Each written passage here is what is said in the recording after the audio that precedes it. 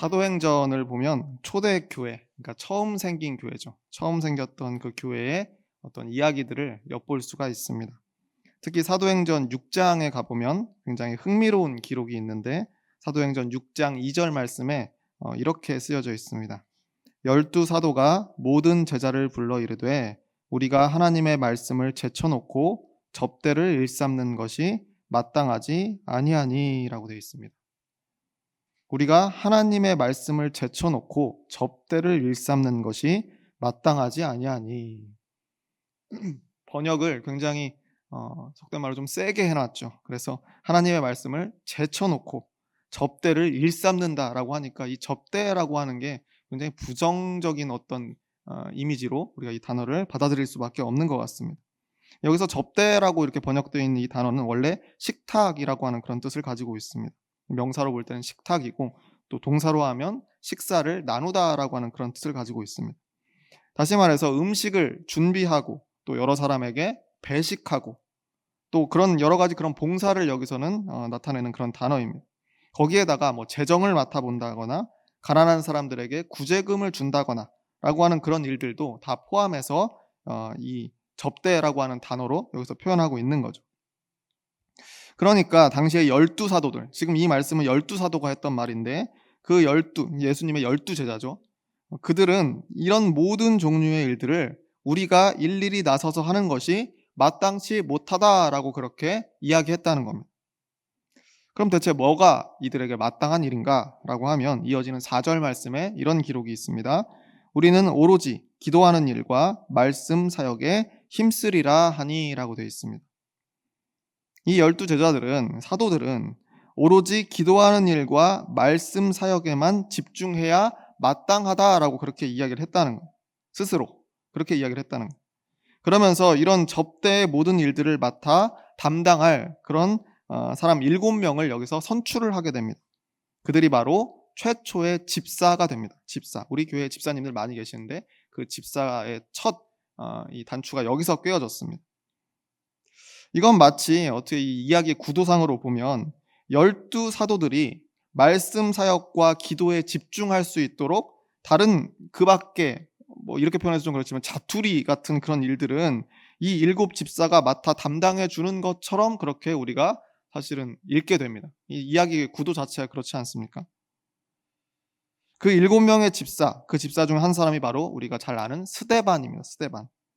그런데 훗날 이 스데반이 어떤 업적을 세웠는가를 생각해 보면 그 스데반은 모든 사도들을 앞서서 교회 역사상 최초의 순교자가 됩니다.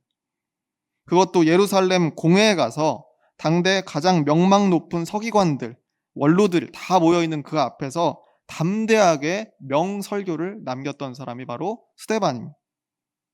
이 설교를 두고 훗날 초대 교부이자 또 37대 대주교였던 존 크리소스톰이라고 하는 분이 이 설교를 극찬하면서 스데반이 오히려 사도들의 스승격이다라고 그렇게 평가하기도 했습니다.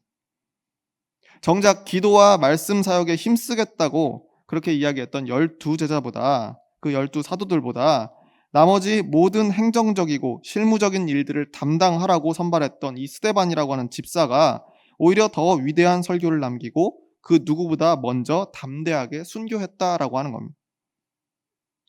예전에 흔히 목사님들끼리 하시는 말로 목사는 자고로 오로지 기도하고 말씀 보는 데 집중해야 된다라는 이 말씀을 제가 여러분들한테 많이 듣고 또한 서로 그렇게 하시는 말씀들을 많이 봤습니다. 저는 이 사도행전 6장과 7장 이 부분을 읽은 다음부터는 오직 나는 기도와 말씀 사역에만 힘쓰리라 라고 하는 말을 차마 하지를 못하겠어요. 나머지 일들에도 다 열심을 다해야만 맞는 것 같다라는 생각이 듭니다. 오늘이 여신도의 주일이라 그런지 문득 이 사도행전의 말씀이 마음에 계속 한 주간 맴돌았습니다. 왜냐하면 저는 여신도 하면 일, 봉사, 헌신이라고 하는 단어가 자연스럽게 떠오르기 때문에 그렇습니다. 오늘도 이 예배 전에 일찍 오셔서 교회 점심 식사를 준비하신 여신도 회원들이 있습니다. 또 이따가 끝나고 밥을 먹게 되면 또 배식할 때 봉사하시는 분들이 계시죠. 또 끝나면 설거지도 하십니다. 또 주중에 교회에 들러서 더러워진 이불을 집에서 가져가서 세탁을 해 오시는 분도 계시고, 예배당 안 화분을 관리하시는 분도 계시고, 예배 전날 헌금 봉투를 제자리에 이렇게 꽂고 준비하고 이런 분들도 계십니다. 떡을 나눌 일이 있거나 성만찬을 준비하거나, 심지어 저 목마르지 말라고 여기 이 항상 이 차거든요. 그냥 물도 아니에요. 차예요. 굉장히 세심하게 이렇게 준비하시는 이 차도 다 이 여신도 회원님들이 준비해 주시는 겁니다. 재작년이죠. 제가 처음 와서 이 물을 마시다가 너무 뜨겁다라고 하는 이런 죄송한 말씀을 드리는 바람에 그 후로 이 물의 온도가 매우 적절합니다. 너무 뜨겁지도 않고 차갑지도 않고, 어떻게 이렇게 사계절 똑같이 온도계로 재우시는 건지 너무 감사하고 한편으로는 죄송합니다. 그때 말을 말았어야 되는데 괜히 말을 해서 여러 가지 번거롭게 해 드린 건 아닌가, 그런 생각도 듭니다. 이런 일들을 다 여신도 회원님들께서 해 주시는 거죠. 교회의 많은 일들에 헌신하는 여신도 분들이 계시기 때문에 아마 이 사도행전의 이야기가 계속 한 주간 떠오른 것이 아닌가 생각을 합니다. 물론 남신도 회원들도 여러 가지 일들을 하십니다. 성가대 할 것 없이 모두가 열심히 일하지만 오늘 특별히 여신도 주일이기 때문에 감안해서 들으시면 되겠습니다. 비단 우리 교회뿐만 아니라 어떤 교회에 가봐도 늘 여신도들이 참 많은 일들을 해내고 있습니다. 그런데 때로는 그 일을 해내는 것이 그렇게 늘 즐거운 일들이 되지는 않습니다. 왜냐하면 그 여러 일들을 감당하느라고 예배에 집중하지 못하거나 말씀을 듣는 일에 손해를 보는 경우가 적지 않기 때문에 그렇습니다. 많은 목회자들이 예배와 말씀에 더욱 집중해야 됩니다라고 그렇게 강조는 많이 합니다. 근데 막상 현실적인 어떤 뾰족한 대안 같은 것들을 주지 않으면서 이렇게 외치기 때문에 사실 여신도들은 열심히 일해놓고도 오히려 신앙적으로 마치 혼나는 것처럼 느껴지는 경우가 있다라고 하는 겁니다. 누가복음에 나오는 마르다와 마리아 자매의 이야기, 그 이야기를 여러분 기억하시는지 모르겠습니다. 예수님을 집으로 초대했던 여인들의 이야기입니다. 누가복음에 나오는 이야기인데, 거기서 언니였던 마르다라고 하는 인물은 예수님을 잘 대접하기 위해서 음식 준비를 열심히 하던 그런 사람으로 성경에 그려집니다. 근데 문제는 이 동생이었던 이 마리아는 처음부터 예수님 앞에 자리 잡고 그냥 앉아만 있었다라고 하는 내용, 여러분 기억하실 겁니다. 언니였던 마르다 입장에서는 이거 충분히 화를 낼 만한 상황 아니겠습니까? 자기는 열심히 지금 일해서 좀 바빠서 정신이 없는데 이 동생은 계속해서 예수님 앞에 그냥 처음부터 끝까지 앉아만 있는 겁니다. 그런데 이제 보다 못한 마르다가 동생 마리아에게 좀 여러 가지로 이렇게 신호를 하지 않았겠습니까? 눈으로, 요즘 그런 얘기 하더라고요. 눈으로 욕한다고. 어떻게 하는 겁니까? 눈으로 욕하는 거. 근데 하여튼 그렇게 했던지 아니면 옆구리를 쿡쿡 찔렀던지 하여튼 뭔가 신호를 줬을 거예요. 근데 수차례 여러 가지 방법을 써도 이 동생이었던 마리아가 들은 채도 하지 않았던 것 같습니다. 그래서 결국 예수님께 이 마르다는 불만을 토로합니다. 그 앞에 앉아있는, 지금 당신 앞에 앉아있는 이 동생에게 뭐라고 좀 해주시면 안 됩니까? 지금 저 혼자 일하고 있지 않습니까? 와서 도우라고 좀 야단을 치셔야 되는 거 아닙니까? 이거 너무하는 거 아닙니까? 라고 오히려 예수님께 불똥이 튑니다. 그런데 예수님께서는 야속하게도 오히려 동생의 편을 들어주셨습니다. 집 주인으로서 손님을 받을 때 해야 될 일들이 많은 것은 물론 이해하지만 그것이 당연히 예수님을 위한 일이었죠. 그런데 가장 중요한 것은 말씀 듣기다라고 예수님께서 그렇게 이야기하셨다는 거예요. 그러면서 동생 마리아는 그 가장 중요한 것을 지금 제대로 붙들었다라고 그렇게 평가하시는 거예요. 마리아는 예수님이 집에 오실 때부터 지금까지 쭉 예수님 바로 앞에 앉아서 말씀을 듣고 있는, 또 이야기를 나누면서 함께 시간을 보내고 있었는데 그것이 가장 중요하다라고 예수님이 말씀을 해버리신 겁니다. 물론 예수님의 이 지적이 틀린 말씀은 전혀 아니죠. 100번 맞는 말씀입니다. 그런데 그거 누가 모릅니까? 알죠. 그런데 그렇다고 할지라도 해야 될 일은 여전히 있는 거 아닙니까? 누군가는 해야 될 일이잖아요. 누군가는 음식을 준비해야 되는 거 아니겠습니까? 누군가는 손님 맞을 준비를 해야 되는 거 아니에요. 말씀 듣는 것이 제일 중요하다는 것을 알아도 결국 누군가는 해야만 하는 일이라서 이 언니였던 마르다도 예수님 앞에 계속 앉아있고 싶지만 그래도 그럴 수가 없었던 거 아니겠습니까? 그런데 예수님께 이런 말을 들었으니까 얼마나 억울했을까라는 그런 생각을 제가 해봤습니다. 이 내용은 누가복음 8장에 나오는 그 말씀인데 여기서 이야기가 끝나버리기 때문에 이후에 벌어지는 일이 어떠했는지를 우리는 알 수가 없습니다. 그래서 대부분은 여기까지의 내용을 바탕으로 그 그 무엇보다 말씀 듣기를 최우선으로 해야 된다라고 하는 그 교훈으로 마무리하고는 합니다. 저도 작년에 이 아마 본문으로 설교를 했던 적이 있는데 그때 비슷한 결론을 냈던 것으로 기억합니다. 하지만 이 마음속에는 늘 찜찜함이 남아 있습니다. 이렇게 결론 내고 나면 마음속에 찜찜함이 남아 있어요. 제가 마르다가 어떻게 생겼는지 모르지만 그 뭔가 억울해하는 표정이 제 혼자 이렇게 상상이 됩니다. 정말 언니였던 마르다보다 동생 마리아가 잘한 겁니까? 그 자리에서 움직이지 않고 처음부터 예수님을 잘 그 이야기 나눠드리고 그 앞에서 말씀 잘 들었으니까 그러면 동생이 더 잘한 겁니까? 이 모든 상황을 잘 이제 보살피기 위해서 열심히 뛰어다니면서 예수님 말씀도 듣지 못하고 놓쳤던 그럼 이 언니였던 마르다가 잘못한 걸까요? 저는 때때로 성도님들의 가정에 신방을 할 때마다 이 마르다와 마리아의 이야기가 생각보다는 좀 자주 이렇게 떠오를 때가 있습니다. 신방하러 집을 방문할 때마다 제가 느끼는 건데 집들이 너무나 깨끗합니다. 어떻게 이렇게 잘 정돈하시고 사는지 궁금할 때가 참 많이 있습니다. 결혼하고 나서 보니까 더욱더 존경스럽습니다. 어떻게 집을 저렇게 깨끗하게 관리하시는가. 물론 평소에도 그렇게 늘 깨끗하실 것이라고 저는 믿습니다. 그날만 그런 것은 아니겠죠. 아마 신방 전에 가볍게 청소를 한번 하셨을 겁니다. 그죠? 아주 심하진 않게 가볍게 청소를 하셨겠죠. 그렇게 추측은 합니다. 그래서 눈치가 있는 목회자라면 집주인이 가라는 곳만 갑니다. 다른 곳은 절대 그 집에서 가지 않습니다. 앉으라는 곳에만 앉습니다. 방향까지도 다른 곳에 앉지 않습니다. 절대 돌발 행동을 하지 않죠. 정해진 곳만 보고 정해진 곳에만 있다가 나오면 모든 것이 은혜롭습니다. 혹시 닫혀있는 방문을 연다거나 이런 것은 금기입니다. 뭐가 쏟아질 수도 있잖아요. 목회자도 다 눈치가 있는데 신방 받는 분의 그 수고를 왜 모르겠습니까? 죄송하고 감사한 마음을 가지고 우리들도 신방을 가곤 합니다. 그런데 그런 상황에서 마르다와 마리아의 이야기를 떠올려 보면 동생이었던 마리아는 그 모든 준비와 수고를 팽개친 사람입니다. 처음부터 끝까지 그냥 말씀만 듣고 대화만 하면서 한 번을 일어나지 않았다는 거 아니겠습니까? 그럼 언니는 어쩔 수 없이 혼자 음식을 다 준비해서 나르고 찻상 준비하고 과일 준비하고 이 모든 것들을 언니였던 마르다 혼자 했다라고 그렇게 생각하면 어쩌면 이 마르다가 화를 내는 것이 당연한 것 아니겠나라는 생각이 드는 거죠. 누가복음 8장에서 등장했던 이 자매는 이후로 누가복음에서는 더 이상 보이지 않습니다. 그러다가 요한복음에서 다시 등장합니다.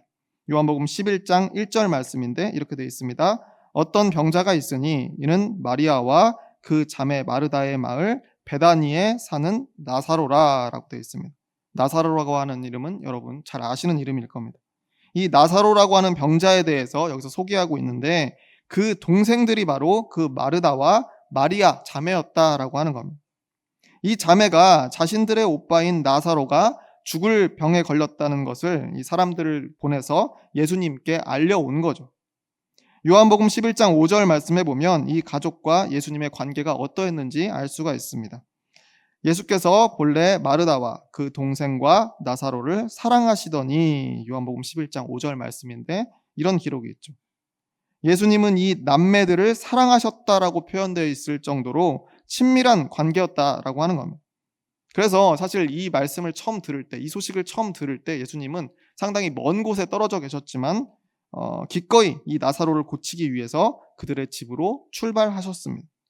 그곳은 바로 베다니라고 하는 그런 마을이었죠.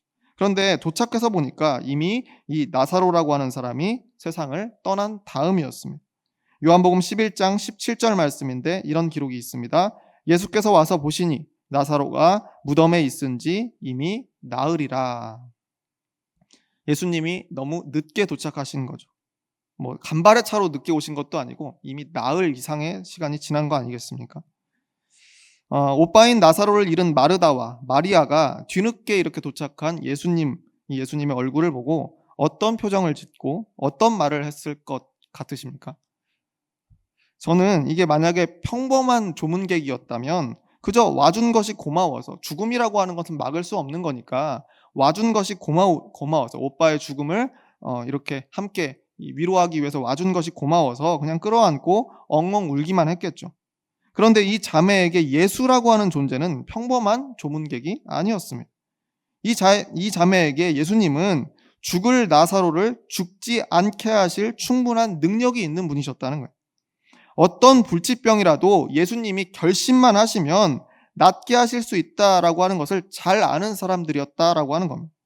그런데 예수님은 늦게 오셨어요. 빨리 오신 것도 아니면 다른 방법을 쓰시지도 않았습니다. 사실 여러 가지 다른 기적을 보면 예수님이 직접 거기에 가지 않으셔도 멀리에서 그냥 말씀만으로도 낫게 하시거나 이런 일들이 많이 있지 않았습니까? 근데 그런 방법을 쓰시지도 않고 그렇다고 빨리 온 것도 아니어서 이 모든 상황을 이렇게 오빠가 죽을 수밖에 없는 상황을 어떻게 보면 그냥 방관하셨다라고 그렇게 생각할 수 있는 겁니다. 결국 나사로가 늦어져서 세상을 떠난 상황 가운데 있었다는 거예요. 그러고 나서 나흘 만에 도착하신 예수님을 보면서 이 자매가 그저 와주셔서 고맙습니다라고 그렇게 말하기는 굉장히 어렵지 않았을까 저는 그렇게 생각을 합니다. 동생이었던 마리아가 예수님을 만나서 건넨 첫 마디에 예수님에 대한 원망이 담겨 있습니다. 요한복음 11장 32절 말씀입니다. 마리아가 예수 계신 곳에 가서 배웠고 그 발 앞에 엎드려 이르되 주께서 여기 계셨더라면 내 오라버니가 죽지 아니하였겠나이다. 이렇게 말했다는 거예요. 예수님께서 여기 계셨더라면 내 오빠인 나사로가 살 수 있었을 겁니다.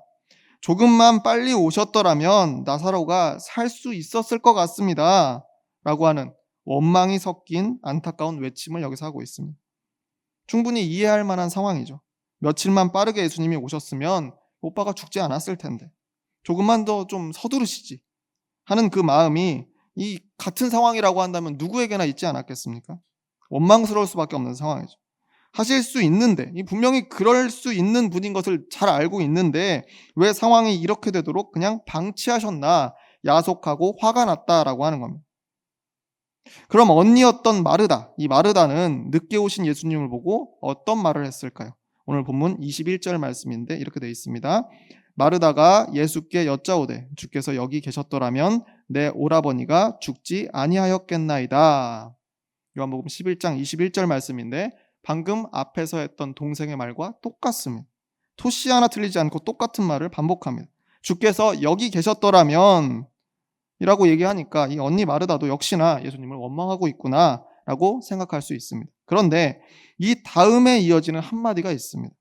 근데 이 한마디를 읽으면 그 생각이 달라집니다. 22절 말씀입니다.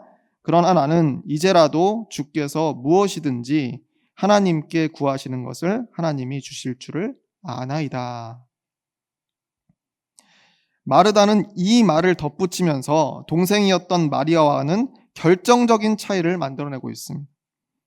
그러나 나는 여전히 믿고 있습니다. 늦으셨죠. 늦은 거 알지만 이제라도 예수님께서 결심하시면 무언가 일이 생길 것을 알고 있습니다. 여전히 하나님께 구하시기만 하면 하나님께서 이루어 주실 것을 나는 확신합니다. 라고 그렇게 고백했다는 거예요. 놀라운 고백이죠. 믿음의 놀라운 고백 아니겠습니까? 이미 나사로가 죽어서 무덤에 안치된 후로도 이미 나흘이 지났습니다. 그런데도 이 마르다는 여전히 예수님이 무언가를 해주실 것이다 라고 확신하고 기대했다는 겁니다. 그러니까 21절의 말씀은 단순히 원망이 아니었다는 겁니다. 분명히 토시 하나 틀리지 않았지만 동생 마리아의 이야기와는 전혀 다른 이야기였다는 거죠. 당신이 여기 계셨다면 물론 나사로가 죽지도 않았었겠지만 죽은 지 나흘이 지난 지금이라도 원하신다면 모든 것을 다시 되돌리실 수 있으리라 나는 믿습니다 라고 이렇게 고백하고 있었다는 겁니다. 앞에서 동생이었던 이 마리아는 지금 모든 것이 끝났다라고 생각을 했습니다. 그저 늦게 도착한 예수님이 원망스럽기만 했죠. 왜 그렇습니까? 오빠인 나사로가 죽었으니까. 그것이 사실이고 눈에 보이는 현실 그대로니까 그렇습니다. 이미 돌이키기엔 늦었고 모든 상황이 죽음으로 종료됐다라고 생각했습니다. 이제는 예수님이 됐든 하나님이 됐든 손 쓸 수가 없다. 이제 다 끝났다라고 생각한 것이 동생 마리아의 생각이었어요. 근데 언니 마르다는 그렇게 생각하지 않았다는 거예요. 인간적으로는 똑같이 슬프고 두려운 마음이 들기는 들지만 예수님이라면 이 모든 것을 다시 회복시킬 수 있을 것이다 라고 확신했다는 겁니다. 사람이 죽었으면 다 끝난 것이다 그렇게 생각했던 동생 마리아의 믿음은 딱 거기까지였는데 이 언니 마르다의 믿음은 그것을 한 걸음 더 넘어서 있었다는 거죠. 오늘 본문 바로 앞에 있는 요한복음 11장 20절 말씀을 보면 이런 구절이 있습니다. 마르다는 예수께서 오신다는 말을 듣고 곧 나가 맞이하되 마리아는 집에 앉았더라. 오빠인 나사로는 이미 죽었지만 예수님이 오신다는 소식을 듣자마자, 물론 늦으셨지만 그 소식을 듣자마자 일어나서 마중 나간 사람이 누굽니까? 바로 언니 마르다였습니다. 동생이었던 마리아는 집에 앉아 있었다는 거예요. 우리는 이전에 동생 마리아가 칭찬받는 것을 보면서 그 무엇보다 예수님의 말씀이 소중하다고, 예수님을 그만큼 사랑한다고, 언니를 돕는 시간도 아까워서 그냥 예수님 앞에 그렇게 앉아 있었구나, 너무 사랑해서 그래서 그랬구나, 참 좋은 믿음이다 생각했지만 시간이 흘러서 오빠의 죽음을 경험한 후에 이 동생 마리아는 예수님께 마중조차 나가지 않았다라고 하는 겁니다. 오히려 언니였던 마르다는 여전히 예수님을 맞이할 준비를 하고 미리 마중 나가서 예를 갖췄다는 거죠. 누가복음에서 읽었던 그 말씀, 그때 보면 예수님이 처음 이 자매를 만나서 집에 갔을 때 그때는 분명 동생 마리아의 편을 들어준 것처럼 보였습니다. 반대로 열심히 일하던 언니 마리아는 예수님께 혼이 나고 꾸지람을 듣는 것처럼 그렇게 보였습니다.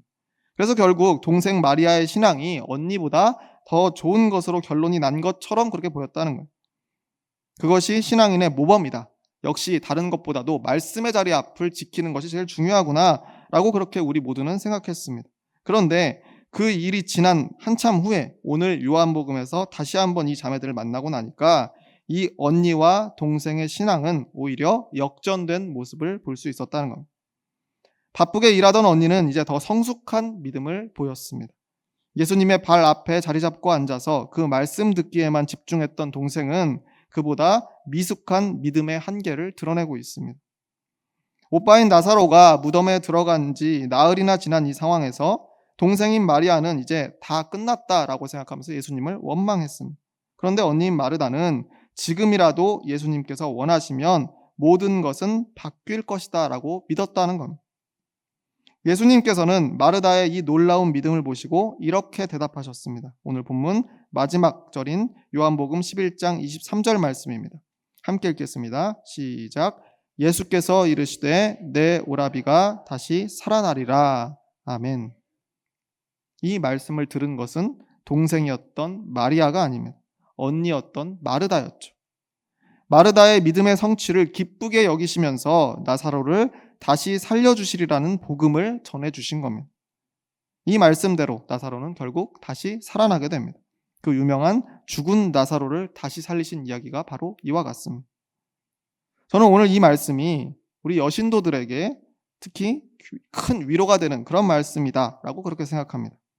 아니 그뿐 아니라 신앙을 위해서 교회에서, 가정에서, 세상에서 보이는 곳에서나 보이지 않는 곳에서나 여러 모습들로 현실적인 헌신을 해온 모든 성도님들에게 큰 위로가 되는 말씀이다라고 그렇게 생각합니다.